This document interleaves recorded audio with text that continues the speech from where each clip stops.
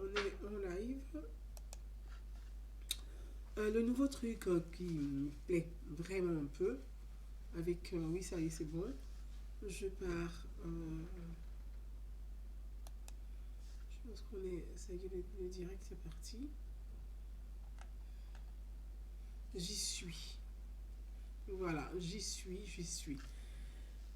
Je vais le temps de partager sur ma page Facebook. Pour ceux qui me suivent, je vais partager sur ma page Facebook, ma page personnelle.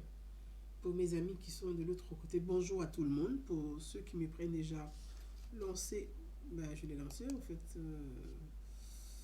D'accord. Pour ceux qui me suivent déjà, le direct est lancé, démarré, lancé. On est OK.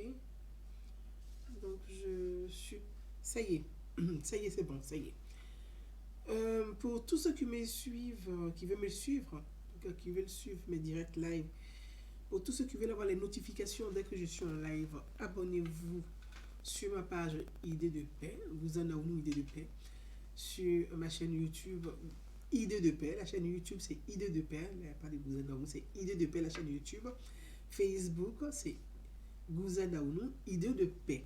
Pour tous ceux qui veulent me suivre, abonnez-vous, likez, abonnez-vous, partagez. Aussi, partager, c'est informer, c'est vraiment informer pour que tout le monde soit au même niveau d'information. Partager, c'est informer. Voilà. Donc, on va faire ce direct live comme je vous avais chose promise, chose faite. Donc, nous y sommes.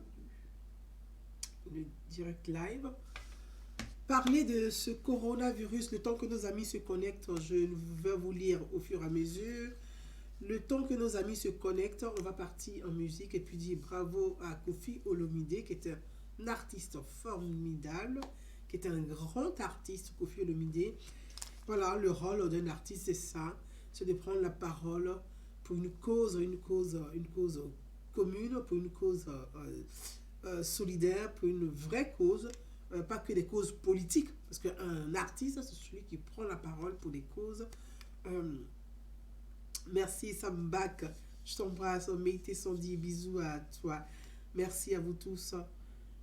Efrakara, Sirani, Karamoko, Awa, Samasi, je vous embrasse. J'embrasse tout le monde. Donc un artiste, c'est celui qui prend la parole pour des causes nobles, des causes solidaires, des causes fraternelles, des causes de solidarité, des causes humanitaires. C'est pas ceux qui, les artistes, c'est pas ceux qui prennent la parole que pour des causes politiques. Ça, ce ne sont pas des artistes, ce sont des artistes, on dit politiques. Mais Koffi Olomide est un artiste formidable. Donc, on va partir en Koffi. Le temps que nos amis se connectent, qu'on soit plus ou moins, on part en musique avec Koffi Olomide. Avec Koffi Olomide. Je suis en live. Merci à Koffi Olomide. Merci à Koffi. À mon Pao, merci à ce monument, merci à cet homme de culture. Koffi, merci pour cette belle chanson. C'est formidable, cette chanson de sensibilisation. Voilà le rôle d'un artiste. Voilà le rôle d'un grand artiste. Voilà le rôle d'un artiste.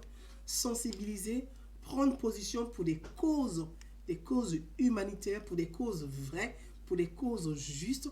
C'est là où on attend les artistes du continent, de prendre la parole et vraiment sensibiliser, prendre la parole sur des questions de santé concernant les virus, parce que sur le continent africain, il y a des milliers de personnes qui malheureusement ont le VIH, mais on n'entend pas suffisamment les artistes africains prendre la parole et sensibiliser la population, la jeunesse sur ce virus depuis longtemps qui est en train de détruire la vie de nos concitoyens, la vie des personnes atteintes de VIH. Oui, aujourd'hui avec la science, avec la médecine, les personnes arrivent à vivre, à se marier, à faire des enfants, mais il faudrait que les artistes prennent la parole. Il y a beaucoup d'artistes qui sont atteints de VIH. Le jour que les artistes africains eux-mêmes vont prendre le courage de dire, moi, tel artiste, je suis séropositif, mais au quotidien, voilà les mesures, voilà comment il faut se protéger, voilà comment il faut protéger les autres, voilà comment il faut vivre avec la maladie. Je vous assure, nous allons décomplexer les choses et nous allons beaucoup aider le continent africain.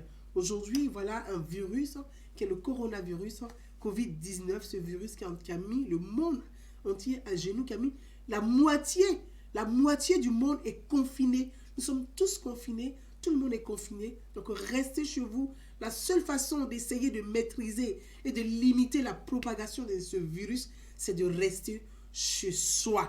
Restez chez vous et merci à Koffi Olomide pour cette belle prise des paroles, tout en culture, tout en mélodie, avec cette voix formidable. Koffi, on t'embrasse très très fort. Longue vie, longue vie. Merci pour ce que tu fais pour le continent. Ça concerne tout le monde, ça concerne le continent, ça concerne le monde entier. Pour tous les fans de Koffi, merci à Koffi. Mes amis, on va partir, comme je vous ai dit, en direct live. Voilà. Merci aussi. Il y a quelqu'un qui me pose la question. Je vais répondre un peu au fur et à mesure à des questions qui m'ont été posées. Dis quoi? Namori cool. Vous arrête de choquant. Bon, écoute, on va essayer d'articuler. Ce n'est pas de choquant, on va essayer d'articuler. C'est vrai, il y a des moments, il y a des sujets sur lesquels on va faire du nushi. Je suis quand même une zigui. Donc, je suis à Bouboulès. Donc, il y a des moments où on fait du nushi.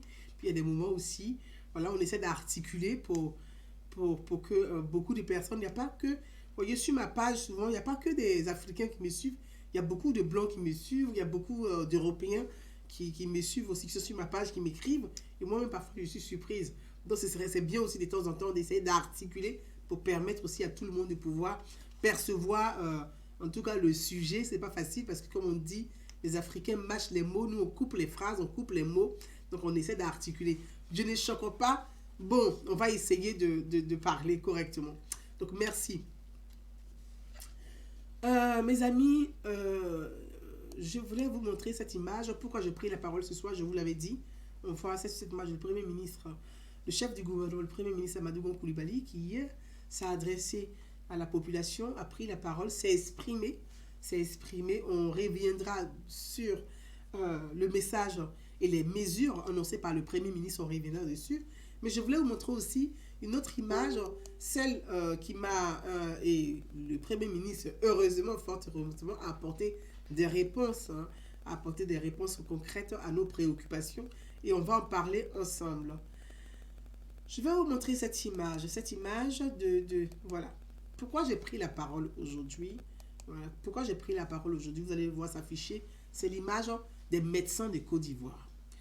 L'image, ce n'est pas des médecins de Côte d'Ivoire. Je salue tout le corps médical de Côte d'Ivoire. Je salue tous les soignants de Côte d'Ivoire, de l'infirmière à la fille des salles ou à la femme des salles, à l'homme de ménage, jusqu'au chirurgien, jusqu'au directeur. Je salue tout le corps médical de Côte d'Ivoire.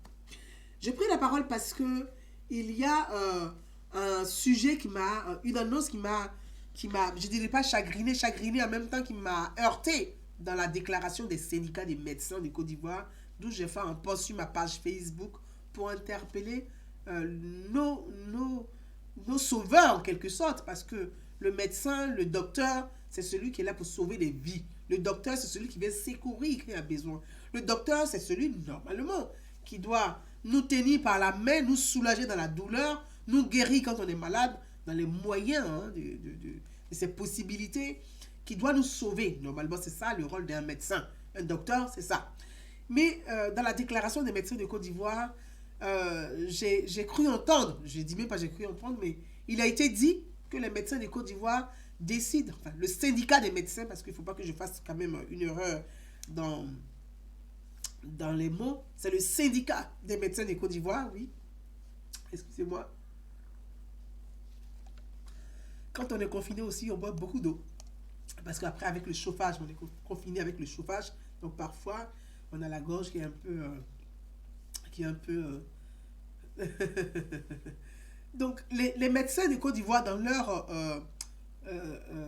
conférence de presse ou dans leur communication, ont expliqué clairement que ils ont demandé un certain nombre de choses à l'État et au gouvernement, ce qui est tout à fait normal, comme je l'ai dit, jusque-là c'est normal. Que les médecins demandent plus de moyens pour se protéger eux-mêmes en tant que médecins et protéger les populations, ça c'est tout à fait normal. Ça, c'est normal. L'État est là pour accompagner les médecins, leur donner des moyens nécessaires pour exercer leur fonction, leur métier, leur profession, qui est une profession noble qu'il faut saluer. C'est leur profession noble, c'est de sauver les vies. Ça, c'est normal jusque-là. Mais quand les médecins, dans ces moments de crise, de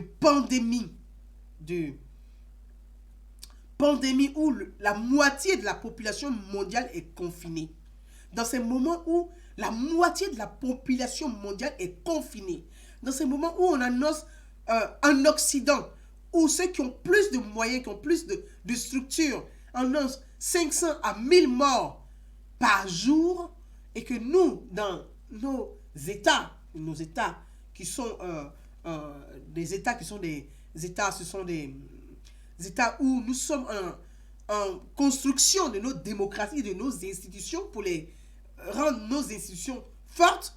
Quand on entend des médecins qui disent, qui lancent un ultimatum à l'État dans cette crise, dans cette pandémie où le monde a peur, où la science elle-même n'arrive même plus à maîtriser les virus, on entend les médecins de notre pays, la Côte d'Ivoire, notre pays d'origine, dire que nous voulons des primes, sinon nous ferons grève dans 72 heures. Des médecins qui lancent l'ultimatum à l'État. C'est-à-dire, l'État et des médecins qui vont prendre des patients en otage. C'est-à-dire, on ne va pas vous soigner si l'État ne nous donne pas des primes. Moi, ça m'a tellement choqué. Je me dis, mais qui êtes-vous? Donc, je ne sais pas si... Je pense qu'avec... J'espère que vous m'entendez bien. Je vais vérifier là parce que j'ai peur de faire un doublon de... Ok, donc ça va. Parce que je m'entendais moi-même déjà, donc ça me gênait directement. Très bien. Donc ça va, tout va bien. Je pense que tout va bien. Il n'y a pas de soucis de son. Donc tout va bien. S'il y a un souci de son, faites-moi signe parce que s'il y a un souci de son, vous me faites signe. Donc quand on entend des médecins dire ça, quand on vit surtout en Europe, ici, moi je vis en France, où des médecins se mobilisent, des soignants se mobilisent, et on lance des bénévoles se mobilisent, ou des personnes âgées, c'est-à-dire les mamies et puis papis, là, les grands-pères et les grandes-mères, se mobilisent pour apporter secours, pour dire, nous, en tant qu'association de telles personnes, chacun dans sa maison, on va essayer de coudre, parce qu'il n'y avait pas, au niveau de la France, tout le monde le sait, on ne va pas se cacher, il faut dire les choses comme elles sont. Il y a pénurie, c'est-à-dire il n'y a pas de masques. Il n'y a pas de masques. Au niveau de la France, il n'y a pas de masques. Donc, les médecins, chacun fabriquait son masque sur place. Chacun se débrouillait comme il peut. Ici en France, la grande France là, les médecins se débrouillent dans les hôpitaux pour soigner des vies. Ici, là, chez nous. Merci. Bacchus, fils. Merci, Yaboulaye. Merci. Ici en France, là, les médecins se mobilisent. Ils vont soigner des vies. Chacun fabrique gants comme il peut ici en Occident, en Europe. On a plus de 3000 morts en France. Plus de 3000 morts en France. En France, là, ils ont plus de 2500 lits. Lits de soins intensifs, là. Ils ont plus de 2500. Mais malgré ça, là, les gens meurent ici. Mais les médecins, là, ils se mobilisent au quotidien. Les infirmiers, là, chacun se débrouille. Chacun se débrouille. Chacun fabrique gants avec masque pour se protéger, pour aller sauver des vies. Mais nous, quand nous, on vit, nous les Noirs, là, nous les Ivoiriens, nous qui vivons ici dans la diaspora, là, quand nous, on regarde la télévision française, on regarde la télévision européenne, quand on voit des médecins qui appellent au secours et qui demandent à chacun d'être solidaire, de faire des efforts, parce que ce virus-là est un virus assassin. Il ne regarde pas couleur, il ne regarde pas portefeuille, il ne regarde pas ta classe sociale. Il tue les riches, il tue les pauvres, il tue les enfants, il tue les jeunes, il tue les femmes, il tue les hommes. Ce virus-là, il ne regarde pas le visage de quelqu'un. C'est-à-dire que le monde est en guerre. Mais celui avec qui on se bat là, on ne connaît pas son visage. Il s'appelle virus, coronavirus, Covid-19. Le monde est en guerre. Avant la guerre là, chacun larguait des bombes sur les pays de son camarade. Aujourd'hui là, la guerre là, c'est une guerre invisible. Mais ce qui est sûr, les gens meurent. C'est une guerre invisible. Une guerre invisible. Ma princesse Akissi Eba, je t'embrasse. Une guerre invisible. Mais des gens meurent. Il y a plus de 40 000 de personnes dans le monde. En Europe, là, plus de 33 000 en Europe. Les gens meurent. Donc, on se bat avec quelqu'un, on ne connaît pas son visage, mais il nous tue. Il nous tue. Donc, quand nous, on vit en Europe, on s'assoit devant notre télévision, on regarde les Blancs. Les Blancs. On n'a qu'à faire comme ça, puis on va se comprendre. Comme on dit le chocolat, non. Il y a laissé chorbi. On regarde les Blancs. Les Blancs, là, ils sont d'une humanité. Il faut reconnaître que les Blancs sont humains. Les Blancs se battent. Il y a des Noirs qui sont à l'hôpital. Les Blancs, là, ils n'ont pas de masques, ils n'ont pas de gants, mais ils vont pour les sauver. Ils vont pour les secourir. Ils ne demandent même pas de quelle ethnie, de quelle couleur. Est-ce que tu as l'argent? Est-ce que tu peux payer? Ils ne cherchent pas à savoir. Leur préoccupation là, c'est comment faire pour sauver la personne qui est en train de mourir. C'est ce que les Blancs là, c'est ce que les Blancs ils font. Les Blancs, ils ne demandent pas si tu as l'argent ou pas. Ce n'est pas leur problème, ça là. Parce que le serment d'Hippocrate, c'est ça où ils ont prêté serment pour eux, ils doivent sauver des vies. Donc quand nous, en tant que Noirs, on s'assoit et puis on voit, on entend déclaration des médecins. On a peur, nous sommes angoissés pour vous au pays. On a peur ici en France, mais nous sommes angoissés pour nos parents. Nous sommes angoissés pour nos familles. Nous sommes angoissés pour la Côte d'Ivoire. Nous avons peur pour la Côte d'Ivoire. Nous avons peur pour l'Afrique. On s'est dit, mon Dieu, ce virus-là, ça tue 1000 personnes par jour en Italie, en Espagne, en France. Mais c'est que ça va faire des ravages en Afrique. Donc quand on s'assoit, on est tellement désespéré, la peur fait que on prie, on se dit, on va prier Dieu. Mais Dieu même, il a vu le virus, et puis il est en train de laisser ce virus en train de nous tuer. Parce que Dieu s'est dit que vous, on ne s'aime pas entre nous. Comme on passe notre temps à se faire la guerre, on prend pistolet pour se faire la guerre là. Dieu même laisse maintenant un virus qu'on ne voit pas là, qui vient nous faire la guerre avec nous. Donc nous prions. Je ne sais pas, mais la vidéo est en attente. Je ne sais pas pourquoi elle est en attente, mais bon, on verra bien. En attente de la vidéo en direct. Je ne sais pas pour quelle raison. Voilà. Ils ont boycotté ma vidéo, ils l'ont bloqué.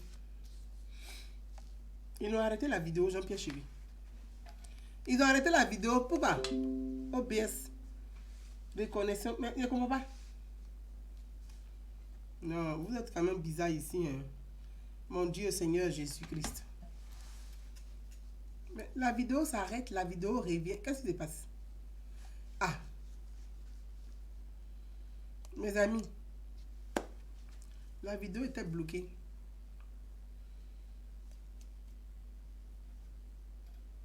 Donc, si vous me suivez, Dieu merci, je vais chercher mon oreillette là.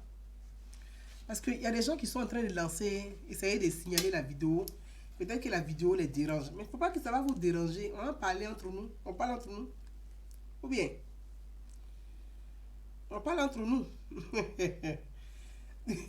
on parle entre nous, vous signalez la vidéo. Ça ne sert à rien de la signaler. Donc je vais vérifier ici pour voir. Parce que ils sont en train de signaler la vidéo. Je ne sais pas pourquoi d'ailleurs. Ça va? Bon. Donc c'est bon. J'ai la vidéo là. Voyez. Mes amis. Voyez. Mes amis. Donc, quand on est ici, quand on voit, nous, on est inquiets pour vous au pays. On a peur pour nos familles. Et puis, on s'assoit, on voit des médecins. C'est normal. C'est normal que le syndicat des médecins demande des moyens, c'est-à-dire des moyens nécessaires de protection, des moyens des lits, des moyens vraiment pour soigner là. C'est normal que les médecins demandent ça à l'État et au gouvernement. Ça, c'est normal. Je le répète vraiment pour qu'on soit clair. Mon ami Zézé le gars est là. Zézé Christophe le gars, il est là. Zézé Christophe, il aime me suivre, mais c'est lui qui est toujours fâché. Mais salut mon ami. C'est normal. Que les médecins demandent des moyens à l'État, ça c'est normal. Que l'État donne des moyens aux médecins, c'est le droit de l'État. C'est le droit de l'État de donner les moyens nécessaires aux médecins, surtout dans ces moments de crise sanitaire majeure. Mais que des médecins lancent un ultimatum à l'État pour dire, si vous ne nous donnez pas de primes, nous on va gréver. C'est scandaleux. Donc vraiment, je vais prier le corps médical de Côte d'Ivoire que je salue. Je salue tous les médecins de Côte d'Ivoire. Mais quand deux pays se font la guerre là, c'est l'armée qui est au front. Quand c'est la guerre entre deux pays là, c'est l'armée qui est au front. Mais guerre de virus sanitaire là, c'est pas l'armée, mais c'est les médecins qui doivent aller au front. Donc cette guerre là, pour la gagner là, la Côte d'Ivoire, le peuple de Côte d'Ivoire, la population ivoirienne compte sur vous les médecins. C'est vous qui devez vous rassembler, être solidaires. Oubliez des questions politiques. Ne rentrez pas dans le jeu politique des politiciens. Non. Oubliez les questions politiques. Parce que nous sommes en guerre. On a un seul ennemi. Coronavirus. Qui est en train de décimer, qui est en train de détruire la vie sur Terre. Les seuls qui peuvent gagner cette guerre-là, c'est vous, nos médecins. C'est vous qui pouvez nous aider à gagner la guerre. Et c'est autour de vous, là. On doit être solidaires. Nous, les Ivoiriens, là, on veut vous applaudir comme les Français, chaque jour à 20h, applaudissent leurs médecins et les soignants. Chaque jour à 20h, là, les Français, là, ils sont à leur balcon, puis ils applaudissent. Parce que les médecins sont au front. En Italie, là, les Italiens chantent pour remercier les médecins. Parce que les médecins sont au front. Cette guerre-là, c'est vous les médecins qui devez la gagner. Cette guerre-là, c'est vous qui devez nous rapporter la victoire sur ce virus qui est en train de détruire le monde. Donc nous comptons sur vous. Vous les médecins de Côte d'Ivoire. Le peuple compte sur vous. C'est avec vous que nous allons vaincre ce coronavirus. Ce Covid-19. Vraiment, nous comprenons vos revendications. Mais grève là, c'est pas l'heure, c'est pas le moment de faire grève. C'est pas le moment de faire du chantage. C'est pas le moment de faire grève. L'heure est au rassemblement. L'heure est à l'unité. L'heure est à la solidarité. L'heure est à la fraternité. Oublions les querelles politiques. Vraiment, c'est ce message que je voulais délivrer à nos médecins. Pensez à notre pauvre population. Voyez, on n'a pas les mêmes structures sanitaires en Europe comme en Afrique. Nous n'avons pas les mêmes structures sanitaires. Nous n'avons pas le même mode de vie. Ici en Europe, on va dans un supermarché pour aller faire les courses. Les marchés, la plupart des achats, c'est dans les supermarchés. Ce n'est pas au marché. Mais en Afrique, là, chez nous en Côte d'Ivoire, là, tous les jours, les gens sont au marché. Ils sont au marché, ils vont faire leurs courses. Tout le monde n'a pas congélateur. Tout le monde n'a pas frigo.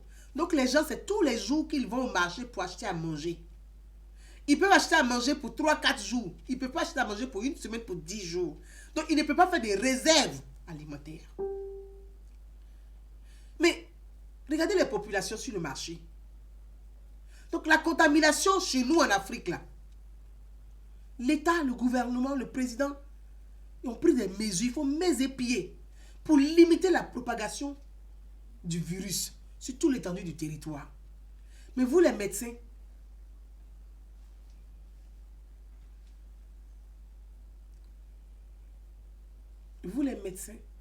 vous devez être autour. Vous devez accompagner même l'État. Vous devez accompagner le gouvernement. Vous devez faire des vraies propositions. Dire, nous sommes des médecins. Le syndicat des médecins de Côte d'Ivoire. Nous souhaiterons que le gouvernement ivoirien nous accompagne, nous donne des moyens. Nous voulons former rapidement des jeunes. Faites appel, appelez des bénévoles. Demandez aux jeunes qui veulent faire du bénévolat. On va vous former, on va vous protéger pour pouvoir aider en cas de débordement. Et puis vous allez former les jeunes, massage cardiaque, ventilation. Tout cela, c'est votre... Les médecins, vous devez prendre l'initiative. C'est en prenant l'initiative. L'État sera là pour vous donner les moyens. Mais ne faites pas d'ultimatum. Pardonnez. Nous voulons vous applaudir aussi. Nous, on veut être aussi fiers de vous. De la manière les Français, les Blancs sont fiers de leur docteur là. Nous, on veut être fiers de notre docteur. On veut vous applaudir tous les jours pour dire bravo. Nous, là, on veut vous applaudir aussi. Il ne faut pas que les Blancs seulement ils vont applaudir. Nous aussi, on n'a qu'à applaudir aussi. Je voudrais merci à vous, avec tout le respect que je vous dois, mais vraiment, je vous dois un très grand respect. Merci à vous. Et pour concernant les médecins, je voulais juste terminer pour vous dire, nous comptons sur vous. La Côte d'Ivoire compte sur vous. Les Ivoiriens comptent sur vous. Les pauvres comptent sur vous. Les enfants comptent sur vous. Les riches comptent sur vous. Nous comptons sur vous. Il n'y a que vous. C'est dans votre main que repose la vie de la population ivoirienne. Soyez notre fierté. Soyez cette fierté, la fierté ivoirienne. Donc, mes amis, voilà concernant le chapitre de nos médecins de Côte d'Ivoire. Je salue votre syndicat et puis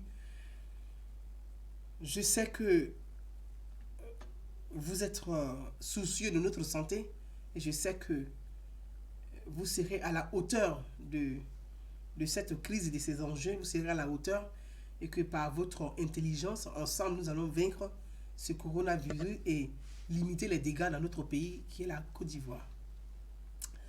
Mes amis, je voudrais vous montrer, j'ai juste une photo, vous montrer une photo, une image, regardez là, et puis dire merci aussi aux soignants. Et là, c'est en Espagne. C'est en Espagne, ce sont des soignants. Vous voyez, des soignants qui n'ont pas de... Les blouses jetables, ils n'en ont pas. Ils n'ont pas de masque. Ils n'ont pas de ce qu'on appelle les charlottes qu'on met ici pour cacher les cheveux, ils n'ont pas. C'est par les sacs poubelles. C'est-à-dire qu'avec les moyens du bord, les soignants en Espagne ont utilisé les moyens du bord parce que l'urgence est là. L'urgence est là. Le temps que les masques arrivent, parce que le temps que les masques arrivent, il ne faut pas abandonner les patients, il faut les sauver. Donc, c'est les sacs poubelles. Ils ont pris sacs poubelles pour faire blouse d'hôpital. Ils ont pris sacs poubelles pour faire gants. Ils ont pris sacs poubelles pour faire masque. Sacs poubelles pour faire charlotte avec des sacs poubelles. C'est pour vous montrer qu'il n'y a pas qu'en Côte d'Ivoire ou en Afrique, sur le continent africain. En France, en Europe, il y a aussi des difficultés de matériel, des soucis aussi ici au niveau équipement sanitaire. Il y a aussi des besoins, mais les médecins n'abandonnent pas. Les médecins ne font pas d'ultimatum. Ils font avec ce qu'ils ont. Ils essaient de sauver un maximum de vies le temps que les commandes arrivent. Voyez, mes amis, c'est ce que je voulais vous montrer et on va partir sur... on va répartir sur notre image qui est celle-là. Voilà, on va répartir sur notre image qui est celle-là. C'est pour ça que je voudrais revenir sur le message du Premier ministre qui a fait le message qui a adressé son message hier à la population, donc aux Ivoiriens, qui s'adressait aux Ivoiriens. Et je vous mets juste l'image là pour vous faire écouter. Après la vidéo, on va la réécouter ensemble et puis on va essayer d'en parler. Voyez, ce coronavirus a démontré que les limites de l'homme, nos limites, les limites de l'homme. Ce coronavirus a démontré les limites de l'homme parce qu'aujourd'hui, malheureusement, on va dire malheureusement, mais ce virus va permettre au monde entier, aux États, de revoir leur mode de consommation, de revoir leur mode de fonctionnement, de revoir notre mode de culture, d'élevage. On est face à cette réalité. On est face à cette réalité. Voilà. On est face à cette réalité. Nous sommes face à cette réalité. Je vous donne un exemple. La Chine. Tout ce que nous consommons, tout ce que la plus grande population, c'est-à-dire que tout ce que plus de la moitié de la population mondiale consomme vient de Chine. Tout ce que nous sommes dans un mode de consommation. Dans un mode de consommation. Mais tout ce que nous consommons vient de Chine. Tout ce que nous consommons vient de Chine. Ça ne vient pas d'ailleurs, ça vient de Chine. Tout ce que nous consommons vient de Chine. Voyez, la Chine est en panne. La Chine est malade. La Chine est malade. Donc quand le coronavirus paralyse la Chine, il n'y a pas de midi 14. C'est le monde entier qui est paralysé. Peut-être c'est la Chine qui produit tout. Les gants, c'est la Chine qui produit. Les masques, c'est la Chine qui produit. Les médicaments, c'est la Chine qui produit. Le riz, c'est la Chine qui produit. La viande, c'est la Chine qui produit. Le poulet, c'est la Chine qui produit. Les habits, c'est la Chine qui produit. Tout ce qu'on consomme là, c'est la Chine qui produit. Nous tous dans le monde ici, l'Amérique, la France, l'Amérique, l'Europe, la Russie, l'Afrique, tout ce qu'on consomme là, ça vient de Chine. Maintenant, le coronavirus a commencé en Chine. La Chine est paralysée. Mais nous sommes tous paralysés. Ou bien, quand la Chine est paralysée, là, c'est le monde entier qui est paralysé. Donc, ce virus-là, ce n'est pas un virus que la Côte d'Ivoire a fabriqué. Pourquoi on dise que c'est la faute de l'État, ou c'est la faute du président, ou c'est la faute du Premier ministre? Non. Ce n'est pas un virus fabriqué par la Côte d'Ivoire. Ce n'est pas un virus qui vient de Côte d'Ivoire. Le virus, là, c'est les Ivoiriens eux-mêmes qui vivaient ici en Occident, en France, là. Et puis en Italie, là. C'est eux qui sont quittés ici, placa, qui ont soulevé le virus, là, qui sont mis dans un avion, et puis qui ont envoyé ça en Côte d'Ivoire. Donc si vous voulez accuser quelqu'un, là, accusez vos propres frères ivoiriens de la diaspora, qui ont soulevé à cause des garçons qui sont partis en Côte d'Ivoire. C'est eux qui ont envoyé le virus là-bas, c'est pas quelque chose. Puis la France ici, là, on dit confinement. Dès qu'on a dit confinement net, vous courez. Comme les prix des billets d'avion ont chuté, ils sont passés à 400 €, vous courez. Pourtant, vous n'aimez pas faire votre test pour savoir si vous êtes contaminé ou pas. Non. Vous vous levez sans vous soucier même de la vie de vos populations pauvres qui sont là-bas. Vous vous levez ici, vous remplissez l'avion et puis vous partez. On vient vous confiner aussi, c'est vous qui vous plaignez. Vous ne voulez pas vous confiner. Mais parce que vous avez fui le confinement en France, que vous êtes parti là-bas. Si le confinement de France pouvait durer, puis on va arrêter les avions. Ceux qui sont partis, qui ont les séjours, là, puis ça va être périmé, vous allez rester là-bas. Ah, c'est là seulement, il a dit merci Dieu. Parce que vous avez exagéré. Nos parents sont au pays là-bas. Le virus n'est pas encore arrivé chez nous. On va rester tranquille. Restez ici en France. Vous êtes laissé France, vous êtes parti en Côte d'Ivoire, vous avez envoyé le virus là-bas. Maintenant, c'est vous les mêmes, là, vous êtes sur les réseaux sociaux, vous accusez le gouvernement, vous accusez l'État, mais qui vous a dit de prendre l'avion pour partir? Vous avez pensé, est-ce que vous avez eu le souci même de vos familles? Est-ce que vous avez pensé même à la Côte d'Ivoire? Est-ce que vous avez pensé même aux populations pour dire, ah, on va rester confinés ici au moins, et on va essayer d'être ici, même si on est malade, on peut nous gérer rapidement ici, que de partir. Mais vous êtes parti là-bas, vous avez envoyé le virus là-bas. Le virus est rentré au pays. On a fait comment? Vous voyez? Donc, ce problème, ce n'est pas un problème que le ministre de la Santé de Côte d'Ivoire a créé. Ce n'est pas lui. Ce n'est pas lui. Parce que j'ai eu des questions qui m'ont été posées. Le ministre de la Santé, la seule chose que j'ai dit, j'ai parlé des Chinois. Mais le pauvre ministre de la Santé, il est dépassé. Le pauvre monsieur, il est dépassé. Parce que vous l'accusez pour rien et je pense que ce n'est pas le moment de faire de la politique de l'arrière-cour là. Ce n'est pas le moment. Politique de l'arrière-cour là, ce n'est pas le moment. On n'a qu'à laisser ça. Le pauvre monsieur, il est dépassé. Même ministre de la Santé en France, il est dépassé. Ministre de la Santé même en Espagne, en Italie même, est tellement dépassé. Lui, il s'est assis et puis il pleurait devant tout le monde. Affaire de corona. Je suis en train de vous dire. Ministre de la Santé de l'Espagne, là, lui, il pleure. Tous les ministres de la santé du monde entier, là, ils sont en train de pleurer. Parce que c'est un ennemi invisible qui fait la guerre. Donc, tu ne le connais pas. Tu ne sais pas comment il est. S'il est gros, s'il est petit, s'il est grand, s'il est court, s'il est rond, s'il est joufflu, on ne connaît pas. Ce qui est sûr, lui seul, il a 3 têtes, il frappe tout le monde. C'est dans ça qu'on est assis. Donc, je vais nous dire, soyez un peu indulgents avec le ministre de la Santé parce que le pauvre, il fait son mieux. Il fait ce qu'il peut faire. Ce n'est pas sa faute. Il n'est pour rien. Il n'a pas demandé aux Ivoiriens de venir en Côte d'Ivoire. Ce n'est pas lui qui leur a demandé de venir. Non. C'est les Ivoiriens qui ont été juste de mauvaise foi. Et je dirais de mauvaise foi, au-delà même de la mauvaise foi, qui sont foncièrement méchants, c'est eux. Ce n'est pas le monsieur. Bon, qu'est-ce que vous voulez qu'on fasse? Il n'est pour rien, le pauvre monsieur. Donc vraiment,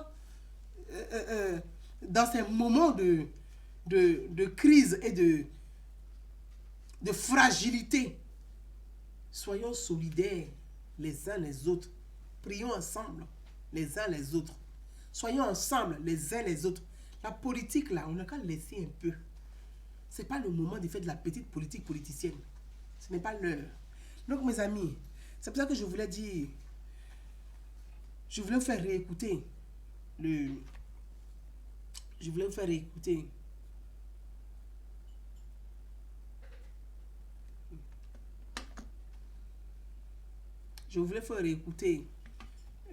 je vais vous faire réécouter le discours du Premier ministre, le temps que vous vous connectez. On est à combien de minutes pour faire écouter le discours du Premier ministre? Je vais faire écouter le discours du Premier ministre, le temps qu'on puisse... je vais faire écouter le discours du Premier ministre. On va aller avec le discours. Écoutez. Mes chers concitoyens, chers amis des médias, mesdames et messieurs, à l'instar de plusieurs pays dans le monde, notre pays fait face à la propagation de la maladie à coronavirus COVID-19, qui constitue un défi de santé publique à l'échelle de la planète. Aujourd'hui, cette pandémie touche environ 200 pays dans le monde, avec plus de 700 000 cas confirmés, 35 millions de décès et plus de 150 000 qui ont été guéris. Dans notre pays, nous enregistrons 168 cas confirmés, un décès et 6 patients guéris à la date du 30 mars 2020. Le président de la République, Son Excellence M. Alassane Ouattara, dans son message à la Nation le 23 mars 2020, a annoncé d'importantes mesures qui visaient à renforcer celles déjà prises par le Conseil national de sécurité le 16 mars 2020 dans le cadre de la lutte contre la pandémie à coronavirus. Dans ce cadre, l'état d'urgence, le couvre-feu et l'interdiction des voyages de personnes entre le Grand Abidjan et l'intérieur du pays s'imposaient pour endiguer la propagation de l'épidémie dans notre pays. À cette occasion, un plan de riposte sanitaire d'un montant de 95,880 milliards de francs CFA a été arrêté par le président de la République qui vise à briser la chaîne de transmission de la maladie, à garantir la meilleure prise en charge des malades, à isoler et à suivre les personnes ayant été en contact avec ces malades et à poursuivre les efforts pour maintenir les populations à l'abri de la contamination. Le gouvernement s'attelle à la mise en œuvre rapide de ce plan pour lequel il a déjà mis en place un fonds de 25 milliards de francs CFA. Les discussions sont en cours avec les partenaires techniques et financiers pour mobiliser donc des ressources complémentaires. L'état d'avancement de la mise en œuvre du plan de riposte sanitaire fait apparaître la situation suivante. La capacité de prélèvement des cas suspects et d'analyse a été renforcée. L'extension des sites de prise en charge des cas positifs est en cours, tant à Abidjan qu'à l'intérieur du pays. L'ensemble des commandes urgentes de matériel de protection a été passé. Le renforcement du système de soins est en cours.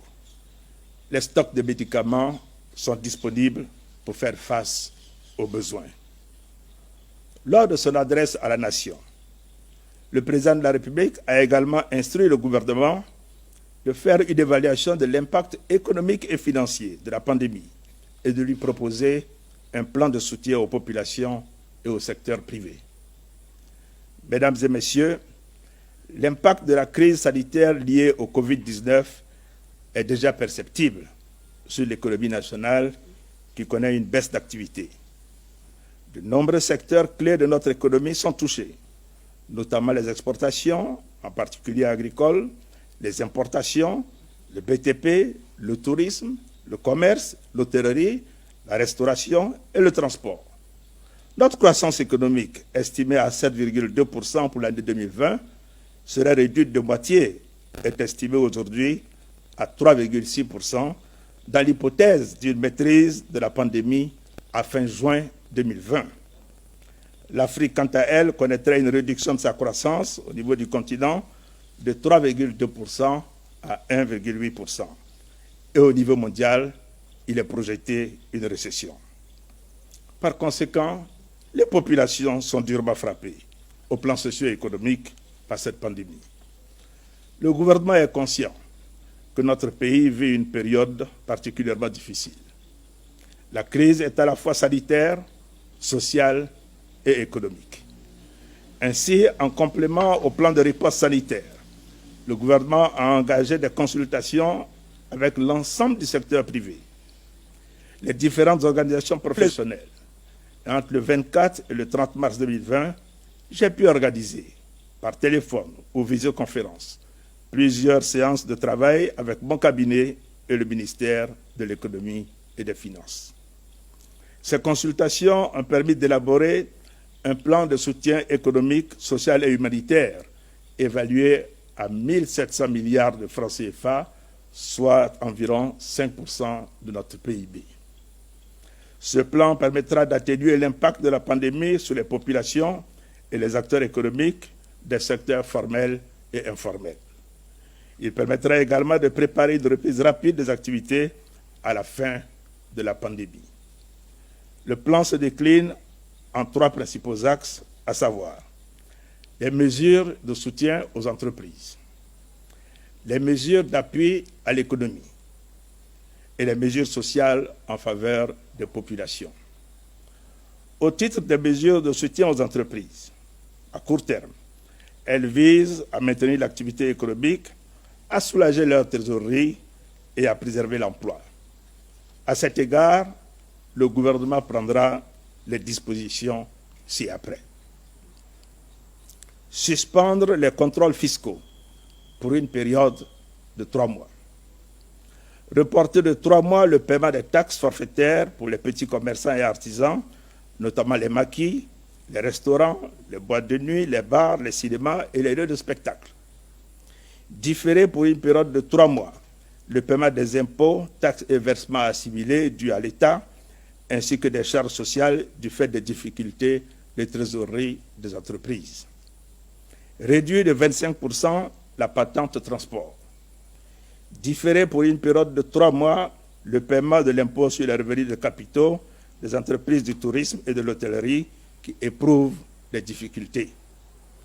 Exonérer les droits et taxes de porte sur les équipements de santé, matériel et autres intrants sanitaires entrant dans le cadre de la lutte contre le Covid-19. Annuler les pénalités de retard dans le cadre de l'exécution des marchés et commandes publiques avec l'État et ses démembrements durant la période de crise. Rembourser les crédits de TVA sous un délai de 2 semaines grâce à un allègement des contrôles a priori et le renforcement des contrôles a posteriori. Continuer malgré la crise le paiement de la dette intérieure, notamment aux entreprises et sous-secteurs sinistrés du fait de la crise, en privilégiant les factures inférieures à 100 millions de francs CFA pour atteindre le maximum d'entreprises, en particulier les PME et les TPE. Réaménager en liaison avec les ports autonomes d'Abidjan et de San Pedro le paiement des frais de magasinage durant la période de la pandémie pour surseoir aux pénalités et suspendre la facturation des surestaries, c'est-à-dire les indemnités dues en cas de dépassement des délais de présence des navires. Au titre des mesures de préservation de l'outil de production et de l'emploi, les mesures retenues concernent la mise en place d'un fonds de soutien au secteur privé pour un montant de 250 milliards de francs CFA, prenant en compte le renforcement du soutien aux PME pour au moins 100 milliards de francs CFA, et la mise en place de fonds de garantie afin d'avoir un effet de levier sur l'accès au crédit.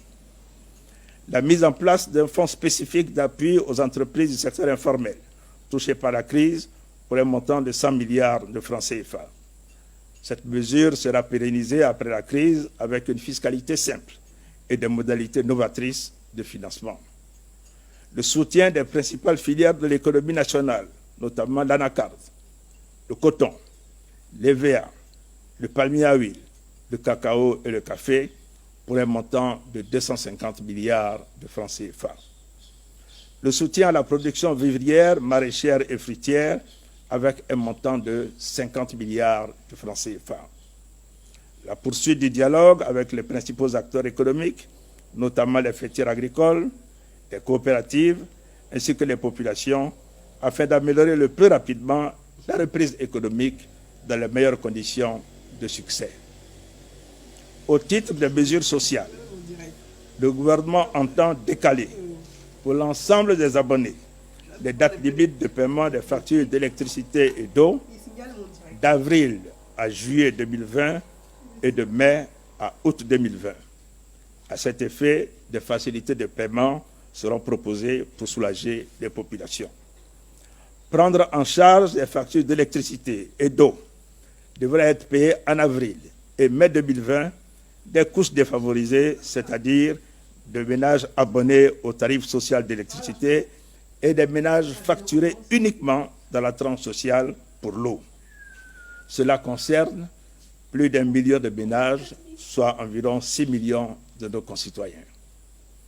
Instaurer un fonds de solidarité pour un montant de 170 milliards de francs CFA en vue de financer les populations les plus vulnérables dans le cadre du soutien humanitaire d'urgence à travers notamment l'élargissement du champ des filets sociaux.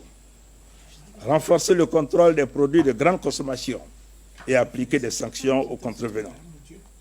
Inciter les propriétaires de logements à faire preuve de souplesse et à discuter avec leurs locataires.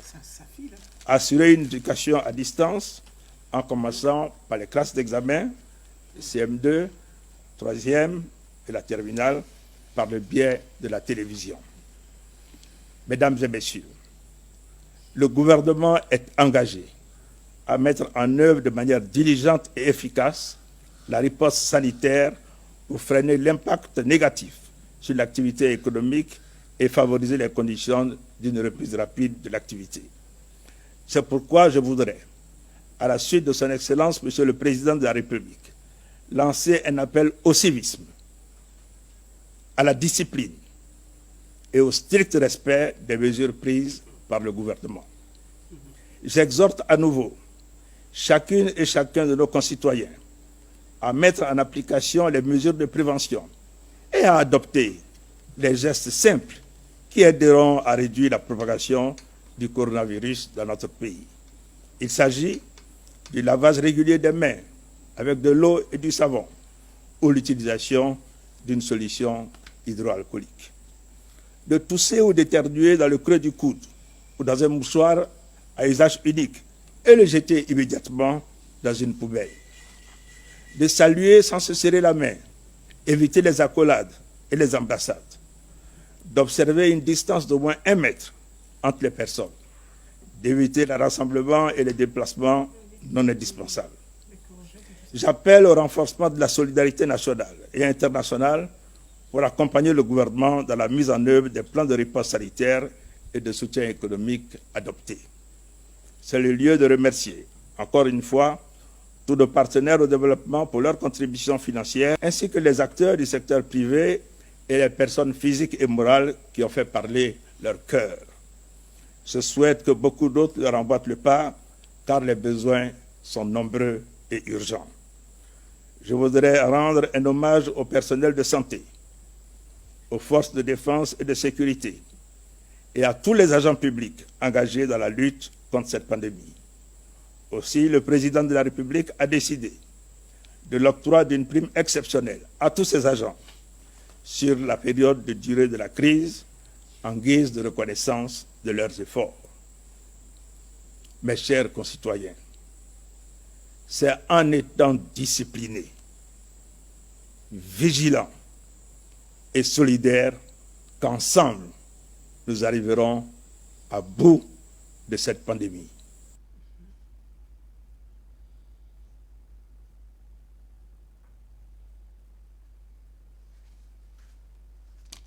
Merci.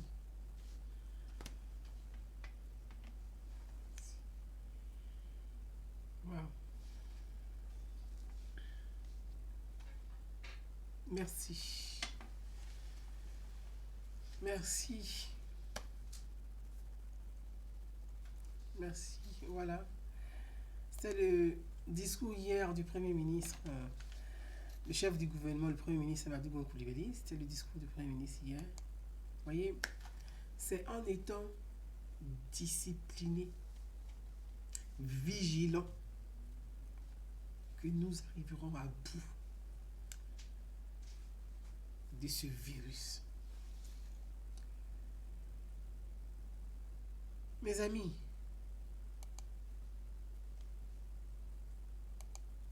discipline. La devise de notre pays, la Côte d'Ivoire, on dit discipline. Est-ce que discipline ne fait pas partie de la devise de notre pays? Discipline. Soyons disciplinés. Je voudrais vous citer, on a écouté ensemble les propositions, les mesures prises par le président, que le chef du gouvernement, le Premier ministre, va mettre en application. Il est écrit pour qu'on puisse, je pense que vous avez lu ces mesures, on a écouté ensemble, vous avez vu sur les réseaux sociaux, on a écouté ensemble ces mesures. Et je vais vous les citer. Je pense que c'est une enveloppe de 1700 milliards. 1700 milliards. Que notre pays, la Côte d'Ivoire, 1700 milliards. Voilà. C'est 1700 milliards, l'enveloppe de 1700 milliards initiale. 250 milliards de francs CFA pour soutenir les PME. Les PME, ce sont les petites entreprises. Parce que quand on dit PME, là, souvent les gens ne comprennent pas. Parce que c'est pour ça que je veux revenir pour qu'on explique ensemble. La vidéo va nous faire 1h30, hein, je crois 1h30, mais on va vraiment accentuer sur les mots pour que chacun puisse comprendre. Et qu'il n'y ait pas de déformation. Parce que les réseaux sociaux, souvent on est dessus. Je vois les gens qui sont en train de lancer les têtes de mort, les choses pour signaler la vidéo, pour que la vidéo puisse se couper, puisse se bugger, puisse se bloquer et tout. Mais ça ne m'empêchera pas de faire la vidéo. Plus vous allez me bloquer, plus ça va durer, plus ça va mettre du temps et on va continuer à parler. Et puis plus il va descendre, vos faux leaders qui ne peuvent rien apporter à la Côte d'Ivoire, à part se promener dans les rues de Paris, là, il va descendre sur eux. Voilà. 1700 milliards de francs CFA, l'enveloppe initiale. 250 milliards de francs CFA pour soutenir les PME. 100 milliards de francs CFA pour soutenir les formels. 250 milliards pour soutenir les filières de l'arnacade, le coton, l'EVA, le palmier à huile, le cacao, le café. 50 milliards pour le soutien à la production vivrière, maraîchère et fruitière.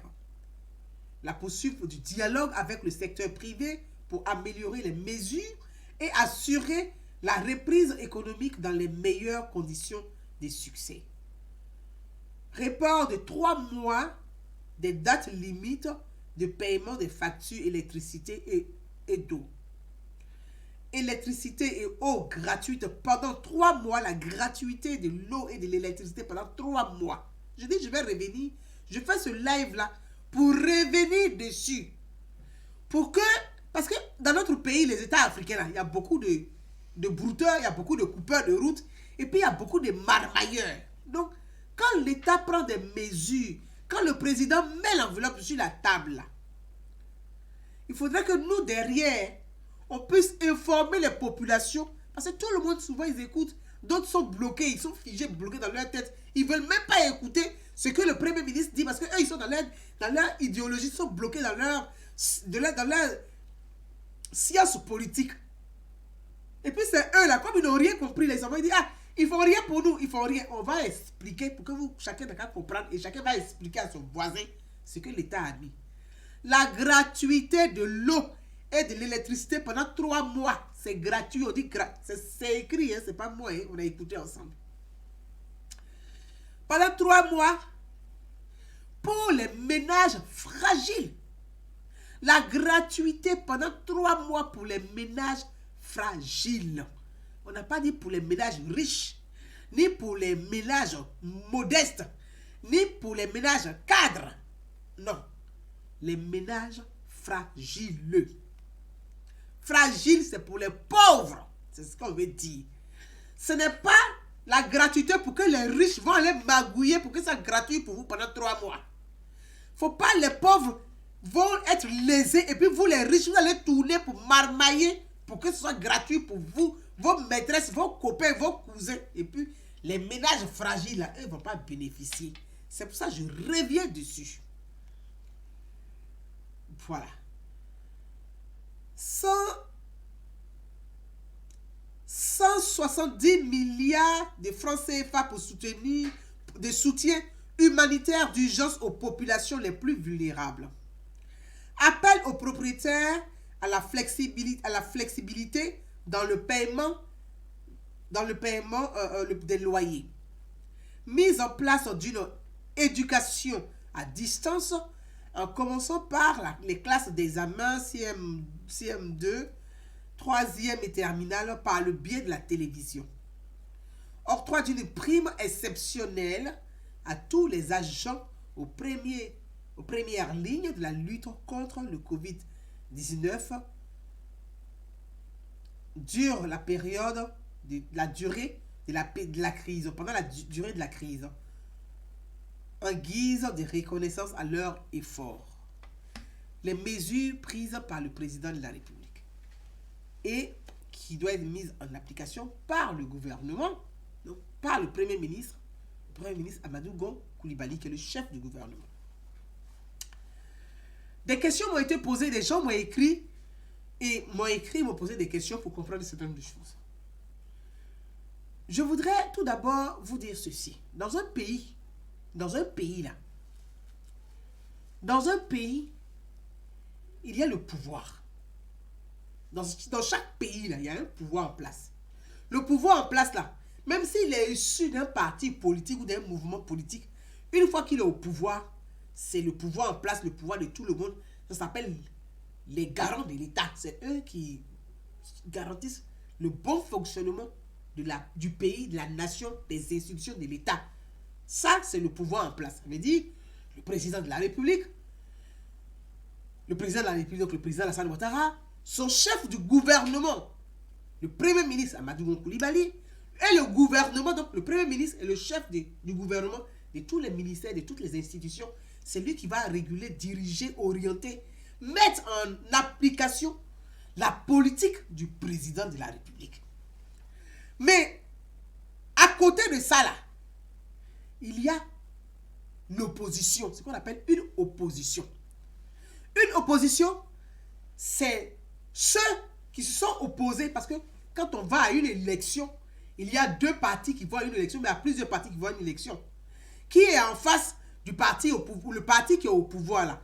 Même si le parti qui est au pouvoir, c'est l'État, mais pendant l'élection, il y a les partis qui s'opposent. Donc l'opposition, les partis qui s'opposent. Donc dans notre pays, la Côte d'Ivoire là, moi je veux expliquer pour que ce soit clair. Parce que je lis sur les réseaux sociaux, les nyafou qui se mélangent façon qui se prennent pour opposition là.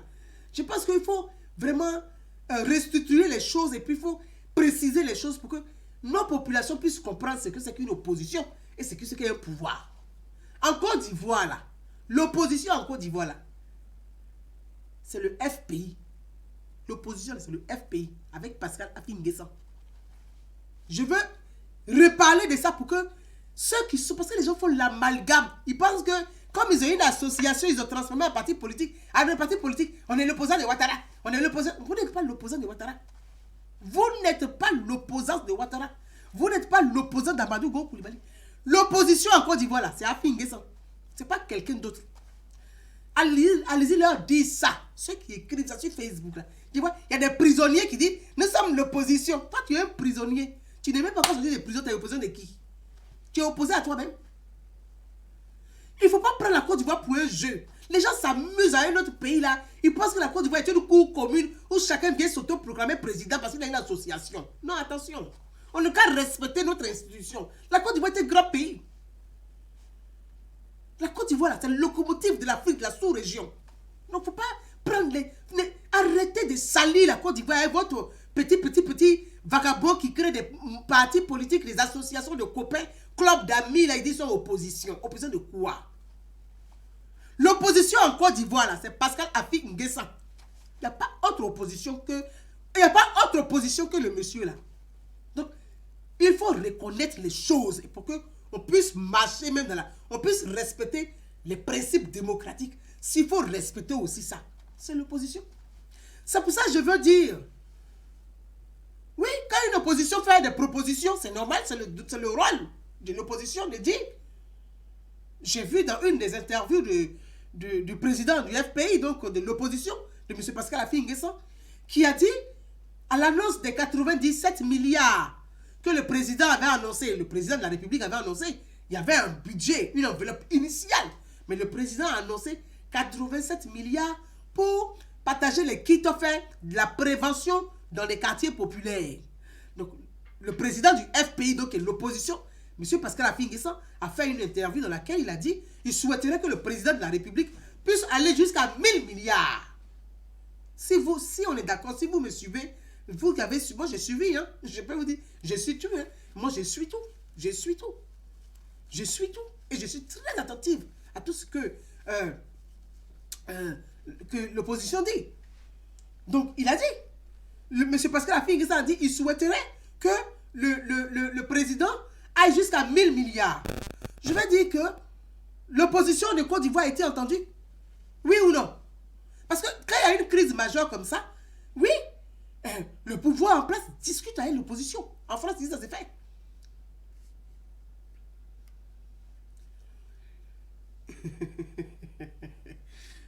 Le président, dans tous les pays, quand il y a une crise majeure, il y a une discussion avec l'opposition. Il y a une discussion avec l'opposition. L'opposition fait des propositions. Le pouvoir en place est à l'écoute des propositions de l'opposition. Et le pouvoir en place, oui, s'il y a des propositions qui sont bonnes à prendre, le pouvoir en place n'est pas l'ennemi de l'opposition ou l'opposition n'est pas l'ennemi du pouvoir en place. Non. Dans un État démocratique, dans un État, l'opposition et le pouvoir en place doivent travailler ensemble, converger ensemble pour maintenir la cohésion, pour faire avancer le pays. Parce que l'opposition fait des propositions, le pouvoir est attentif, le pouvoir écoute, on dit, ah tiens, il a fait une bonne proposition, oui, effectivement, d'accord, on va essayer. Je vais dire, aujourd'hui, dans l'annonce du Premier ministre, la proposition, l'appel, parce que l'opposition, le chef de l'opposition de Côte d'Ivoire, le président Pascal Affi-N'Guessan, qui est l'opposition, a proposé que le président aille jusqu'à 1000 milliards. Je vais dire que le président de la République a allé même au-delà des 1000 milliards. Il y a une enveloppe de 1700 milliards. Donc ça veut dire que l'opposition est quand même écoutée. Vous voyez ce que je veux dire? Donc il faudrait que les gens là, les gnégnés de Facebook là, il ne faut pas avoir mélanger. Je vois, on met ici, oui, c'est pour ça que je suis allé sur un poste d'un monsieur Blé Goudé l'ami. Oui, et Blé Goudé président, il dit qu'il faut enlever ça parce que c'est un prisonnier. Mais si ça commence par AP. Même si ça commence par AP. Même si ça commence par AP. Blé Goudé n'est pas un opposant. Il est opposant à qui? Il a participé à quelle élection? Mais puis il est opposant à qui? Quelqu'un qui est en prison, qui a un procès qui n'est pas terminé, il dit qu'il est opposant. Il est opposant de lui-même. Qu'il a déjà gagné son procès pour venir gagner une élection. Il faut arrêter. Ne mélangez pas les choses. Je vois ici un certain John Soro là qui c'est là qui dit, lui quand le président parle, lui il va se lever pour parler parce qu'il s'adresse à la nation. Mais diantre, respecte un peu la Côte d'Ivoire. C'est quelle nation? Toi tu es qui pour t'adresser à la nation? Tu n'es pas chef de l'État, tu n'es pas président. Tu t'adresses à la nation comment? Ou bien ton petit titre de député de faire que là tu t'adresses à la nation, il faut t'adresser aux ressortis, à tes concitoyens ou à tes administrés de faire que. Mais tu n'adresses pas à la nation. Quelle nation? Tu vas dire, sème Soro. Tu sèmes de quoi? Donc, je voudrais dire que l'opposition aussi, dans un État démocratique, l'opposition est là pour contrôler les actions du gouvernement et c'est le rôle de l'opposition. Et c'est pour ça que je dis, les propositions qui ont été faites, le Premier ministre l'a dit, le Premier ministre l'a dit, c'est à l'opposition de Côte d'Ivoire de surveiller les actions de surveiller les actions. Quand il voit, parce que comme je vous ai dit, dans toute société, le président de la République prend des mesures, il prend des décisions, il prend des fonds, il remet. Le Premier ministre accompagne ces mesures. Le Premier ministre annonce ces mesures, il mène des actions. Le Premier ministre, le chef du gouvernement, mène des actions avec son gouvernement. Mais quand en haut prend des décisions, parfois, jusqu'à la chaîne en bas, le Premier ministre ne peut pas tout surveiller jusqu'à dans les recoins, aller jusqu'à Divo, ou bien à Ferke, ou bien aller jusqu'à Diokwe, aller à Saïwa, aller à Bonoa, aller dans les petits villages pour savoir si les mesures sont respectées là-bas. Voyez, c'est pour ça que je vous ai parlé du pouvoir et de l'opposition. Dans ces moments de crise-là, l'opposition n'est pas l'ennemi. Le pouvoir n'est pas l'ennemi de l'opposition. Donc l'opposition doit aider, parce que nous sommes dans un moment de crise, ma chère. L'opposition est là aussi pour accompagner, aider aussi le pouvoir en place à améliorer un certain nombre de choses. Donc c'est le rôle de l'opposition de dire, tiens, très bien, bravo, le président a pris des mesures, très bien, mais les mesures, nous voulons savoir, est-ce que sur tout l'étendue du territoire, les kits sont partagés par exemple? Je vais donner un exemple simple. Les kits qu'on partage, les kits qui sont partagés, nous avons combien de régions? Donc c'est à l'opposition de faire ce job maintenant. De dire voilà, ok, parce que c'est ça qu'on appelle le jeu politique. Le jeu intelligent, c'est ça. Ok, les kits qui sont partagés, très bien. Nous avons un nombre d'habitants, donc on sait les zones de fragilité sociale. On les connaît, les zones de fragilité sociale. On sait que je prends au niveau d'Abidjan par exemple. C'est Abobo, Yopougon. Abobo, Yopougon. Koubon, s'il s'en sort un peu, on connaît un peu les zones où il y a les familles pauvres. Donc l'opposition va surveiller, dit bon tiens, les mesures, l'argent qui a été donné, nous on va surveiller pour savoir si ceux à qui le Premier ministre confie ces missions-là travaillent bien sur le terrain. Ça, c'est le rôle de l'opposition. Nous allons surveiller. Bon, est-ce qu'il y a combien de nombres de kits qui sont partagés? Est-ce que Abobo a eu ses kits? Ok. Est-ce que Yopougon, toute la population a eu ses kits? Ok. On connaît les gens qui sont pauvres. On sait un peu les statistiques, on connaît.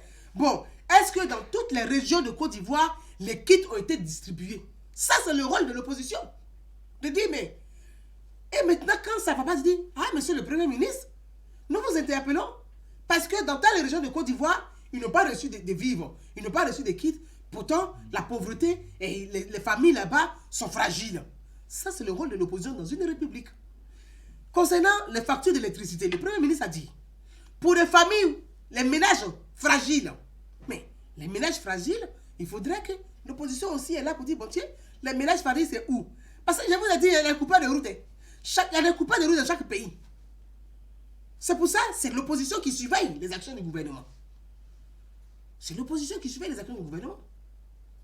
C'est comme ça que ça se passe. Et c'est ce qui aide le gouvernement à avoir un certain nombre d'informations.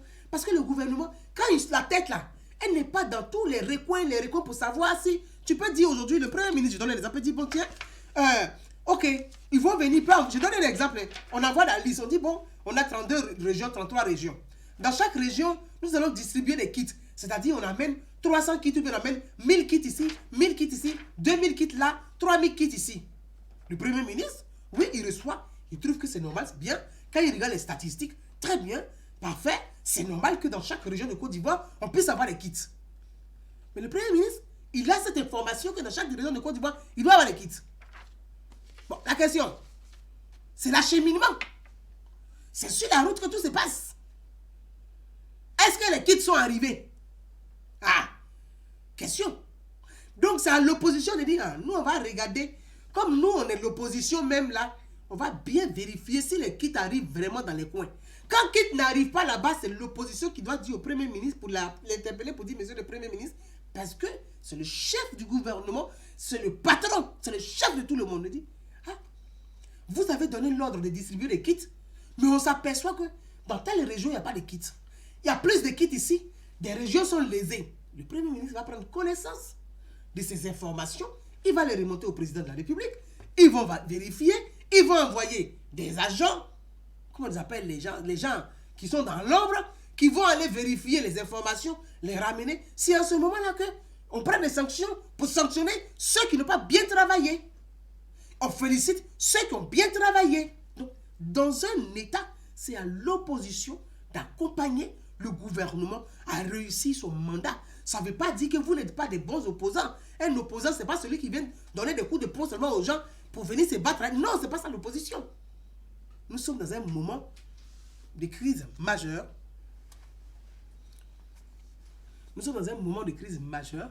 Je pense que l'opposition doit être là aussi pour aider, accompagner le pouvoir, le gouvernement, à accompagner au mieux toute la population pour que notre pays puisse sortir le plus rapidement possible de ces crises-là. Et pour terminer sur cette crise, je voudrais dire merci au président de la République, merci au président Alassane Ouattara, merci à son gouvernement, donc merci au Premier ministre Amadou Bon Coulibaly. Ah. Oui. Allô? Excusez-moi. Oui. Oui. Oui. Si. Merci. Si, merci. Merci. Bis, princesse, merci. Ok, à tout, oui. Merci. Donc, voyez, voyez, c'est ça, c'est intéressant aussi parce que quand on est en live, il y a des sujets qu'on peut mettre là-dedans et puis après, on peut vous appeler, vous dire, oui, ça c'est intéressant, il faudrait, c'est très bien. Je t'embrasse, Akissi, merci à toi, je t'embrasse, plein de bisous à toi, merci. Vous voyez, je vais vous dire aussi, c'est ce qui est important et je vais revenir ici ce qu'il a dit Akissi parce que je lis en même temps au fur et à mesure, même si je l'ai eu au téléphone, je lis au fur et à mesure, donc je l'embrasse. Sur les mesures prises par le gouvernement. Quand le Premier ministre dit pour les familles, pour les foyers fragiles, CIE, c'est-à-dire le courant, l'électricité et l'eau, la gratuité pour les familles fragiles. Nous attendons, moi je veux attendre le directeur, comment on appelle le directeur de SODECI, le directeur de CIE, nous faire les zones des familles fragiles. Parce qu'il faut qu'on ait une visibilité.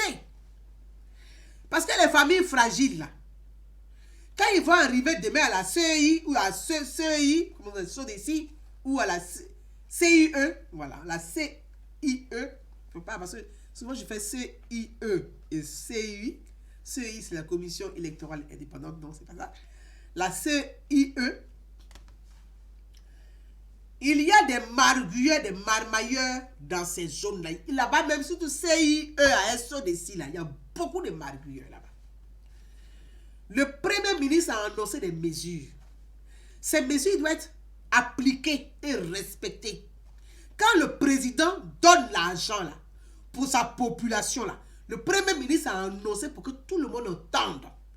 Donc, CIE avec SODECI là, les Ivoiriens pauvres ont entendu ces mesures-là. Il ne faut pas les gens vont arriver demain. Vous allez dire non, le président n'a pas encore, non, les mesures n'ont pas encore été appliquées, on n'a pas encore donné l'ordre.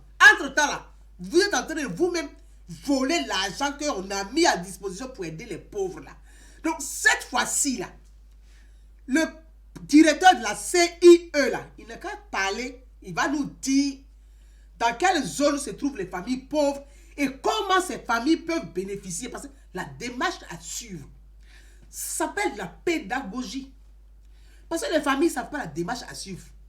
Les annonces sont faites, mais ils ne savent pas c'est vers où on va, comment on fait. Les gens vont aller faire les queues, on n'est pas en fini. Ils font exprès, les gens arrivent, ils attendent, ils ne les reçoivent pas. Les gens sont découragés, ils sont assis. Et puis après, eux-mêmes là, attaquabla.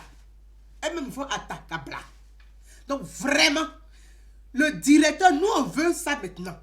Le président a mis l'enveloppe, le premier ministre Amadou Coulibaly a fait les annonces. Donc il a dit, ce qu'il a dit là, c'est ce qui doit se faire. Maintenant, directeur de CIE là, il doit faire conférence, il doit nous expliquer l'accompagnement là, il doit nous expliquer comment ces mesures là soient, comment ces mesures va accompagner, comment informer les populations. Il faut que le directeur de la CIE là, il explique aux familles pauvres et il connaît. Parce qu'il y a quand même, parce qu'on dit, il y a les indices par rapport au compteur, il y a les indices. Nous on est ici, on ne connaît pas les indices, hein, donc on ne sait pas c'est quoi l'indice par rapport au compteur, nous on ne connaît pas. Et comme le directeur de la CIE doit connaître, il faut qu'il vienne nous annoncer ces indices là pour dire, c'est les indices quoi de 0 à 3, ceux-là c'est gratuit pour vous. Comme ça les gens savent que quand ils regardent leur compteur, ils regardent leur facture là, ils savent que ils font partie des familles pauvres qui doivent bénéficier de la gratuité. Le directeur de la SODECI là, il doit faire pareil. Il doit faire pareil pour dire les indices là.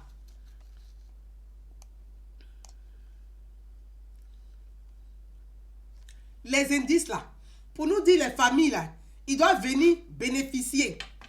Parce que l'argent qu'ils ont mis sur la table là, ce n'est pas pour vous, c'est pour les pauvres.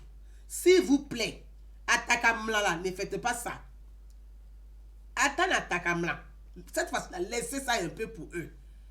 Parce que si on continue comme ça, c'est que les populations ne comprennent pas que c'est parce qu'il y a parfois des fonctionnaires de mauvaise foi, des agents de mauvaise foi qui sur la route récupèrent l'aide que l'État leur apporte. Donc eux, quand ils sont assis là, ils en veulent à qui? Mais ils en veulent au président. Ben, c'est une réaction qui est normale. Donc compteur 5 ampères, c'est ce qui est gratuit. Donc les compteurs 5 ampères sont... D'accord, donc 5 ampères c'est gratuit. Donc ça veut dire que dans toute la Côte d'Ivoire là, 5 ampères c'est gratuit pendant 3 mois.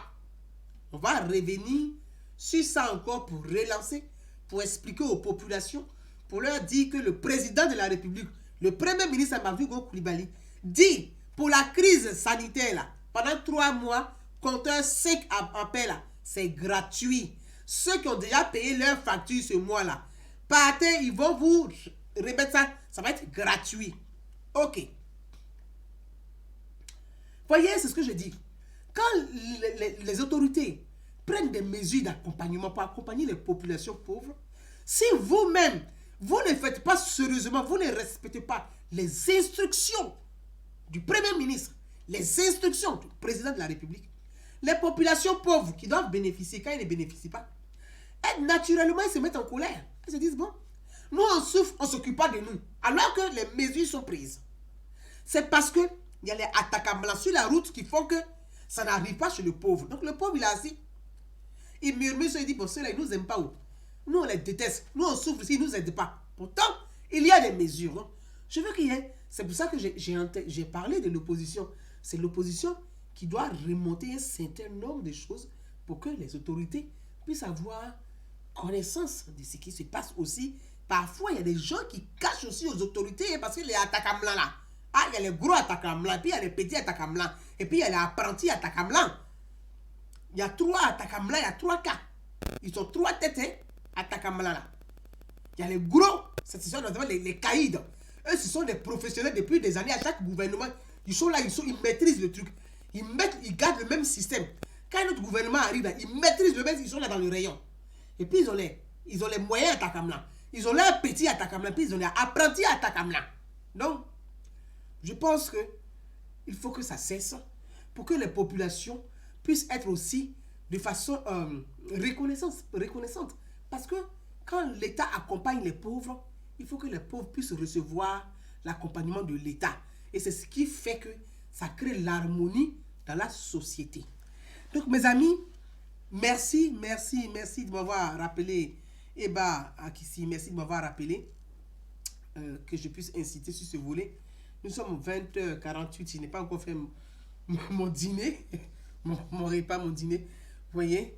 Et puis j'ai mon mari, lui, il est en train de, depuis, bah, à défaut de ne pas aller à la pêche, comme il dit, il fabrique les cache-nez, hein, donc il fabrique les masques maison, on est là.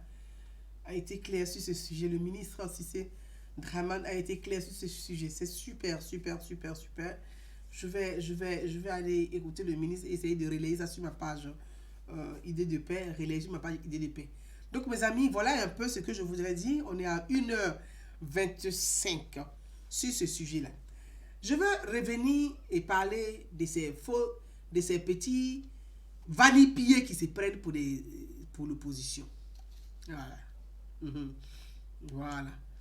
Vous voyez, je vais revenir sur ces vanipiers qui se prennent pour l'opposition. Voilà.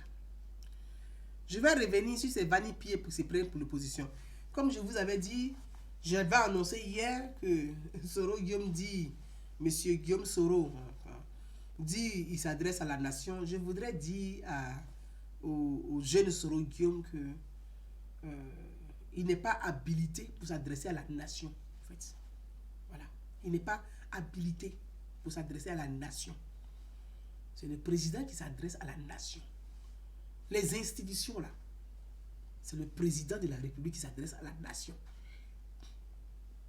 Vous voyez, même le Premier ministre, quand il doit prendre la parole, là, il ne vous dit pas, il ne nous dit pas, je m'adresse à la nation. Parce qu'il est respectueux des institutions.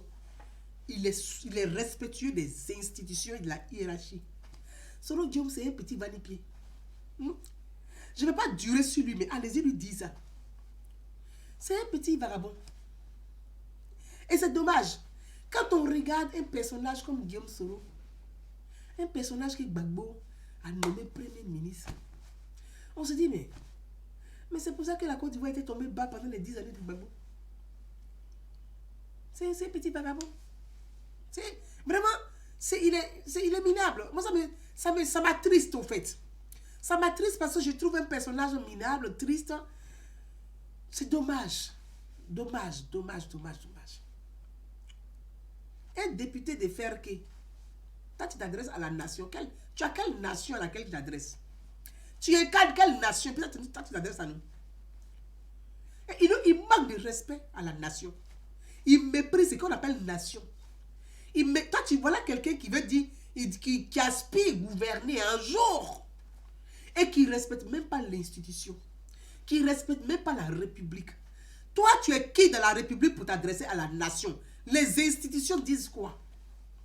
Vous vous rappelez, quand il était président de l'Assemblée nationale, pour ceux qui se rappellent, je disais toujours, le perchoir où Guillaume Soro a assis, il doit descendre de là-bas. Tous les jours, je répétais ça. Il dit, il doit descendre de là-bas parce qu'il ne respecte pas la déontologie. Si vous vous rappelez de ça, il dit, Guillaume Soro ne respecte pas. Depuis longtemps, j'ai vu ça et j'ai interpellé. J'alertais, il dit, celui qui est assis là-bas, là, il ne respecte pas la République. Il ne respecte pas les institutions.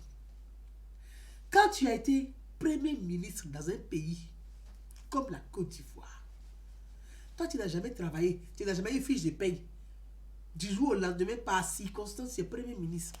Bon, on va dire que ceux qui lançaient tes courriers à l'époque, ils ont bien travaillé, ils t'ont bien lavé. On va considérer ça comme ça. Tu deviens Premier ministre, ministre de la Défense. Parce qu'il y a des moments de crise. Sinon, dans un pays comme la Côte d'Ivoire, Guillaume Soro peut être Premier ministre. Il a quel niveau même pour être Premier ministre, lui là? Dans un pays comme la Côte d'Ivoire, lui, il peut être Premier ministre. Si ce n'est pas la guerre, là, lui, là, il peut être Premier ministre dans la Côte d'Ivoire. Lui, là, Guillaume Soro, il peut être Premier ministre. Regardez, sa façon de parler, il est léger. Il ne maîtrise aucun sujet.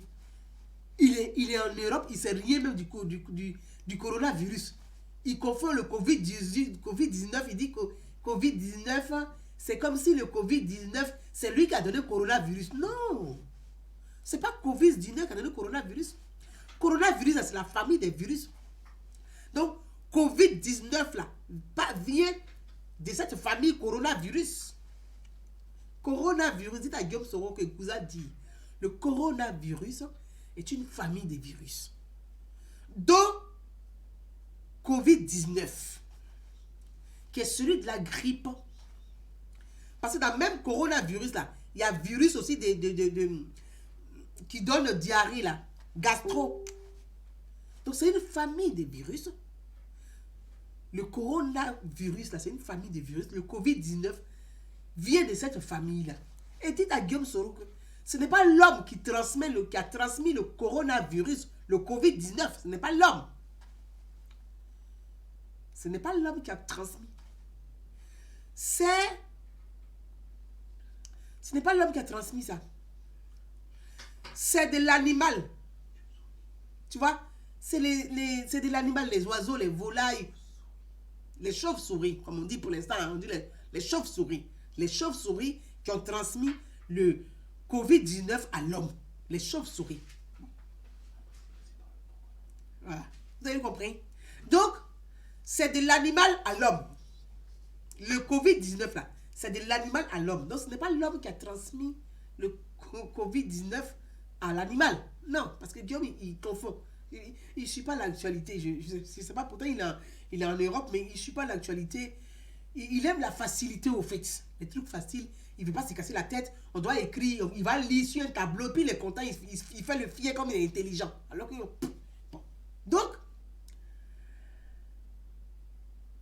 ce virus de l'animal à l'homme, voyez pourquoi? Aujourd'hui, les animaux, là, on fait de l'élevage intensif. De l'élevage intensif. C'est des virus ce sont les virus des animaux. L'animal, les végétaux ont des virus. Les végétaux ont des virus. Et je vais revenir longuement sur ça pour donner ce coup à Guillaume. Parce qu'il est ici, mais peut-être que quand je vais parler dans un langage terre à terre, il va mieux maîtriser. Et comme les blancs, comme on dit Chorobi, il est un peu paumé là-dedans. Bon. Donc je vais expliquer demain si j'ai un bout de temps, parce que demain, oui, parce que mon mari est à la maison, donc il fait du télétravail, donc on a occupé l'ordinateur aujourd'hui. Demain, donc on ne va pas trop occuper. On est quel jour demain là déjà? Demain on est jeudi. Vendredi, je vais expliquer au fur et à mesure. Il faut parler aux gars qui ne respectent pas le couvre-feu. Oui, Anderson Capi. Oui. Voyez donc, on est déjà à 1h32, ça fait beaucoup. Je vais revenir sur le cas de Guillaume Soro en long et en large et on va parler ensemble de ça parce qu'on a 1h32. Je vais aller vite faire ma cuisine parce que là, il est déjà 21h, on a changé d'heure et le temps passe. Vraiment, c'est dommage pour lui. Il faut qu'il comprenne ce que c'est. Voilà. C'est l'élevage est intensif. On donne des antibiotiques aux animaux aujourd'hui. Ben, les virus, ils font quoi? Puisqu'on donne les antibiotiques, on donne à l'homme, on donne ça aux animaux. Mais le virus, là, parce que les végétaux ont des virus. Les virus s'adaptent. Chacun veut résister. Parce que qui a envie de mourir? Les virus, ce sont des êtres vivants. Donc, tout le monde se bat pour rester en vie. Le virus aussi, là, comme on donne l'antibiotique maintenant à l'animal, le virus s'est adapté à l'antibiotique. Il se bat aussi il résiste aussi pour ne pas mourir. Décidément, l'antibiotique que l'homme prend, le poulet ou chauve-souris ou les animaux prennent les antibiotiques, les virus se sont adaptés et facilement ils ont muté. Donc, de l'animal, comme on mange aussi le poulet qui est rempli d'antibiotiques, on le mange. Chauve-souris, tout ça, c'est élevage, on les mange. Donc, le virus fait quoi? Il quitte l'animal, il vient, il se transmet directement à l'homme maintenant. Alors que ce qu'on n'avait pas avant, les virus qu'on n'avait pas avant, on va les contracter et aujourd'hui, on est dans la difficulté. Et voilà le problème aujourd'hui. Donc, je reviendrai dessus pour vous dire à M. Guillaume Soro qu'il respecte les institutions de la Côte d'Ivoire. Tu vois, Guillaume, les blancs qui sont avec toi là, tu vois, ton petit agent qui est à courou là, c'est pour que tu puisses décroûter. Et puis on va bien savoir combien tu pèses, en fait. Moi je te parle, hein. Je te parle clair. Les petits blancs qui sont autour de toi, là. Ça s'appelle la stratégie. Ton petit argent que tu as couru là. Parce qu'il faut que tu arrives à dépenser ça. Tu vas dépenser. Maintenant, ça va bien te fragiliser. Puis tu seras à terre maintenant là. Et puis on ferme les robinets. Tu es petit, hein. Clair même. Tu es petit. Toi, tu penses comme tu as gros cœur, tu es intelligent. Mais non. Là, il te parle en bobolaise, en zigueï. Tu vois, comme tu as gros cœur, tu es intelligent. Non. Gros cœur, c'est pas synonyme d'intelligence. Tu es petit même. Non, tu es petit dans le maïs. Parce que ceux qui sont autour là, ils vont d'abord le jeter au crou. Et puis après, on va fermer pas les robinets. Toi, aujourd'hui, tu t'assois pour parler de discours, tu t'adresses à la nation. Toi, tu vas dire quoi? Que pour le coronavirus, j'ai donné des gels néni, que je demande que le président Ouattara puisse sortir Gbagbo pour la réconciliation. C'est pas toi qui as milité les farouches militants pour que Gbagbo aille à ces pays-là. C'est toi, Guillaume Soro, tu fais partie de ceux-là. C'est toi qui vas t'asseoir ici en France aujourd'hui, comme tu es en exil, tu t'es mis en exil, ceux-là. C'est sur Gbagbo, tu veux monter pour rentrer en Côte d'Ivoire. Guillaume, c'est sur le vieux Gbagbo, là, le monsieur qui est fatigué, qui a 74 ans passé, là. C'est sur son dos fatigué, toi, Guillaume Soro, tu veux monter pour aller en Côte d'Ivoire. Hein? Gbagbo avait raison sur toi. Gbagbo a dit à l'époque, Guillaume Soro, là, il n'est rien. Quand il n'y a personne derrière lui, il n'est rien. C'est Laurent Gbagbo lui qui a dit ça. Il dit Guillaume Soro, là, vous le voyez là, il n'est rien. Quand il n'y a personne derrière lui, là, il est floco, il n'est rien. Mes amis, on ne va pas durer. On a assez duré. 1h36. Je souhaite beaucoup de courage à notre pays, la Côte d'Ivoire. Je prie pour notre pays, la Côte d'Ivoire. Je prie pour tous les Ivoiriens. Je prie pour nos autorités. Je prie même pour l'opposition. Je prie pour tout le monde. Prions ensemble. Unis, solidaires, pour vaincre cet ennemi invisible. C'est dans la solidarité. C'est dans la fraternité. C'est uni. Et non dans des petites querelles ou des petites querelles inutiles là qu'on va réussir. Non. Virus ne connaît pas PDCI. Virus ne connaît pas FPI. Virus ne connaît pas RHDP. Virus attaque tout le monde. Il ne connaît pas parti politique. Lui là, il ne connaît pas ça. Donc nous tous là, on n'a qu'à oublier les chapelles politiques. On va se mettre ensemble comme ça. Pour vaincre ce virus. Que vive la Côte d'Ivoire. Bonsoir à tout le monde. Vive la Côte d'Ivoire. Vive notre beau pays. Vive aussi la France. Parce qu'aujourd'hui en France, on est à 509 décès aujourd'hui. On est déjà raté.